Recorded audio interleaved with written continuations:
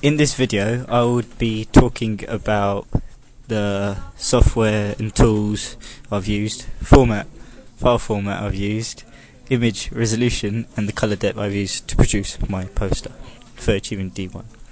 Firstly, as you can see, I have displayed or created my poster on Photoshop. I use this software because it's got plenty of editing tools on the software itself, so there's no need for me to download other ones from the internet. Also, I can manipulate photos very easily. This means I can make other photos become more realistic or alter them in any way I wish. I used two main tools to create my poster. As you see, there's large text on this poster, so I've used the text tab. So all we'll have to do is click on the text tool and then just click anywhere on the map for it to, so I can type onto it. So I'm just going to write raw and just make it a bit smaller. There we go. Once you can click on this mouse tool and you can move it anywhere around the poster. So I'm gonna just keep it there. Also, I use the lasso tool to create these images at the bottom here. So once you press on this lasso tool, you actually have three of these categories. I went on the magnetic lasso tool.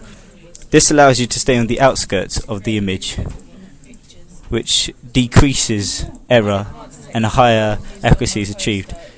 If therefore in any matter an error occurs, you could just simply press the delete tab and it all just disappears. Okay, file format. Well, there are two file formats which I can save this poster as, which is PNG or JPEG file. These are more recent than PSD, so they're more efficient in compressing images to a decent file, even though image quality isn't lost. So firstly, I go on File, Save As, get onto this thing here, and then as you can see it's already on PSD. I want to change this from JPEG or PNG. I need to go on JPEG, as this file is much smaller, and as it is a much smaller file, it takes less memory and is a little bit of image quality is slightly better.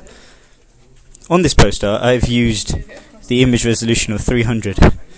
I've used this large number for image resolution as to which if I can apply many images onto the poster itself without it becoming altered in any way, so the image quality is still on top notch.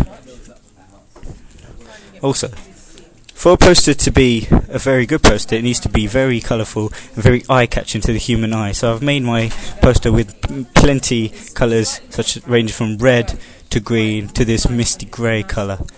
The way I achieve this is using this tab down here, which is the palette or the colour picker, and this spectrum ranging from every colour from rainbow. This is also known as the 8-bit RGB colour. RGB also stands for red, green and blue, as when you mix these three primary colours together that you actually make any colour from the spectrum. You can also range from different tones of the colour or gradients, such as really dark to really bright light. So there are millions of colours you can use to improve or edit any images or posters.